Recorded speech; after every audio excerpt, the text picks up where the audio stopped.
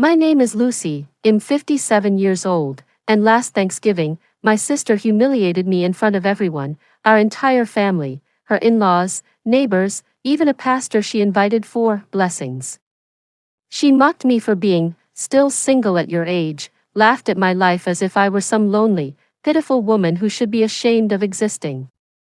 She expected me to smile, to stay quiet, to be that soft-spoken older sister who always let her win.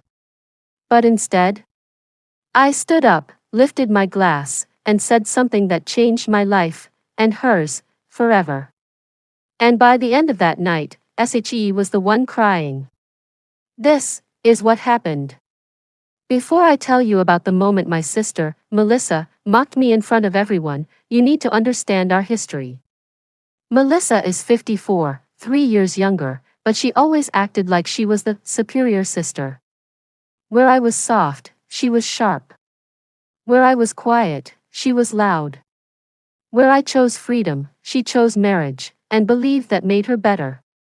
She married at 23. Divorced at 31. Remarried at 40. Divorced again at 52. And yet somehow, I was the one she called pathetic for being single. On Thanksgiving, I arrived with my usual gifts, warm pumpkin loaves, a cranberry tart, and a big smile because I genuinely loved family gatherings. Melissa's house was crowded. The dining table extended into the living room. People were everywhere, her husband's relatives, her daughter's fiancé's parents, even people I'd never seen. I walked in, handing her the desserts. She glanced at me, gave a tight smile, and said, "Thanks, Lucy. You brought these last year too. You know, for someone who's single, you really should try new things." A few people chuckled. I ignored it. I had gotten used to these little jabs. But that was only the beginning. Dinner started with laughter and stories, mostly Melissa talking about her daughter's engagement, showing off photos, bragging about how successful her children were. At one point, her husband raised a toast to family, to love, and to long-lasting marriages. Everyone lifted their glasses. My sister looked at me with a smirk. "Oh, Lucy doesn't know much about the last part," she said loudly. "She's still single. 57 and alone." Can you believe it? There were gasps. A few awkward laughs. Her daughter hid her face. My hands shook around my fork. "But she wasn't done, you know, Lucy. If you want, I can set you up with a nice older man. Someone who won't mind that you're, well, older too. And still available." She giggled like a teenager. I felt something snap inside me. Not anger. Not humiliation. A clear, cold understanding. She thinks I am weak. She thinks I will stay silent forever. She did not know the fire she had just lit. Dessert time arrived.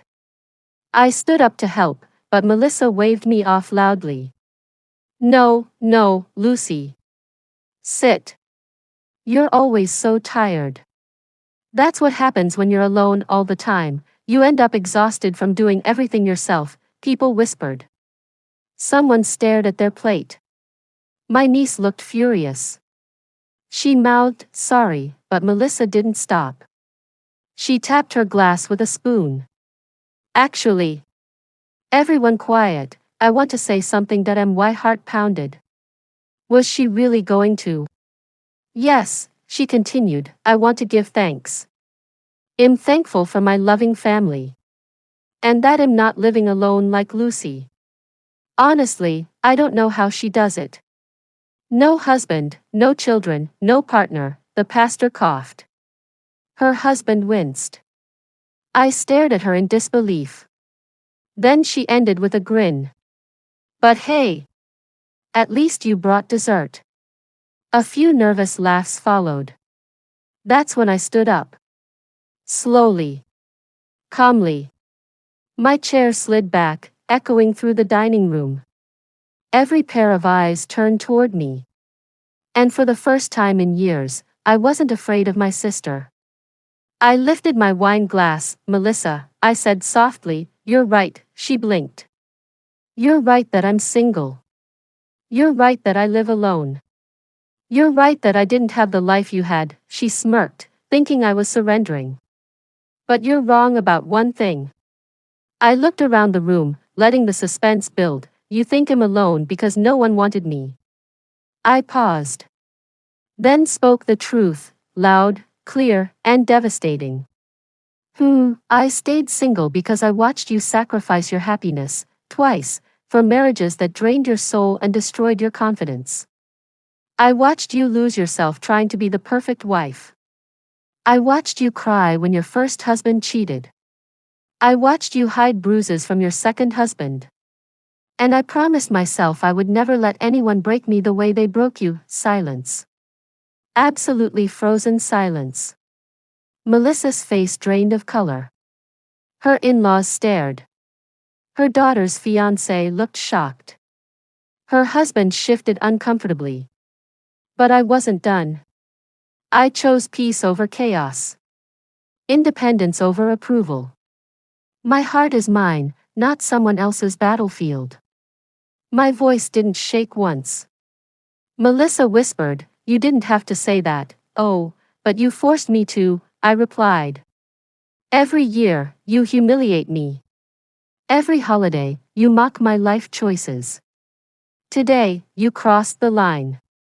I placed my glass down gently. And since you like being honest in front of people, here is one more truth. I leaned in, you envy me. Gasps filled the room. Her mouth opened, but no words came. You envy that I can live without needing validation. You envy that I'm free. You envy that I built a full life without depending on anyone. And you envy that at 57, I still have joy, real joy, without pretending for the world. Melissa burst into tears. But the room wasn't done yet. Melissa's daughter, Emily, stood up angrily. Mom, she's right. You're always tearing her down. Every holiday, every birthday, every family gathering, you treat Aunt Lucy like garbage. It's embarrassing, her own daughter was calling her out. Then Melissa's husband sighed and said, she didn't deserve that, Melissa. None of those comments were okay. The pastor nodded. I have counseled many marriages, my child, he said gently. Mocking others does not heal your own pain. Melissa began sobbing harder. But for once, I did not comfort her. For once, I let her feel the consequences of her cruelty. I stood tall. I'm done being your punching bag, I said. I love this family, but I won't attend another gathering where I am disrespected, and I started to walk out. But something unexpected happened. Most of the family followed me. Her daughter hugged me. Her in-laws apologized. Her husband shook my hand. Only Melissa was left sitting alone at her oversized dining table, surrounded by untouched desserts and shattered pride.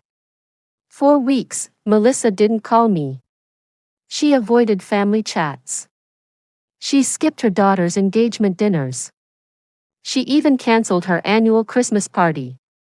Eventually, I got a message from her daughter. Mom wants to apologize. She needs to. I hesitated. Part of me still felt the sting. But another part, the older, wiser part, knew she needed this moment more than I did. So I agreed. We met at a small cafe. Melissa walked in, eyes red, shoulders slumped. I'm sorry, she whispered before even sitting down. Lucy. I've been jealous of you my entire life. I stayed quiet, letting her speak. You're the older sister, but you've always been braver. You never settled. You never let anyone control you. I always wanted that. But instead, I chose love the wrong way, and when it hurt me, I took it out on you. Her voice cracked. I'm ashamed. For the first time in decades, I saw her vulnerability, not her ego. I reached out and held her hand. Melissa. We're sisters. We've fought before. But this? This we can fix. She nodded, tears falling freely. Can I make it up to you? She asked. Yes, I said gently. By treating me with respect. No more jokes at my expense. She agreed instantly. That day, we hugged in the middle of the cafe like two little girls who finally understood each other. People think revenge means breaking someone. But my revenge? It was freeing myself.